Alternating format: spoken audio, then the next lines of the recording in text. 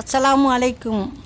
முன்பெல்லாம் வயலில் வேலை செய்யும்போது ஒரு காரு போனால் அதிசயமாக பார்ப்பாங்க.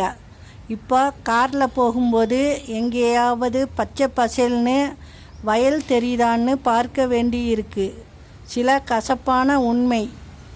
மன்னிக்க தெரிந்தால் வாழ்க்கை அழகாக்கும், மறக்க தெரிந்தால் வாழ்க்கை இனிதாகும். திருமணம் முடிந்து வந்த பெண்ணை முடிந்தவரை சந்தோஷமாக வைத்து கொள்ளுங்கள். ஏனெனில் அவள் வேரோடு எடுத்து நடப்பட்ட மரம். அவள் பராமரித்தல் மட்டுமே துளிரவிடும், இல்லையேல் பட்டு போய்விடும். மனம் விட்டு பேசுங்கள் கணவனிடம், எதையும் மறைக்காமல் பேசுங்கள் மனைவியிடம். குடும்பம் ஒரு கோவில். அதில் விளக்கு ஏற்றுவது பெண்ணாக இருந்தாலும் அதை அணைக்காமல் காப்பது ஆணின் கடமையாகும். விதி என்று வாழாமல் விரும்பி வாழுங்கள். இந்த வாழ்க்கை அழகானது.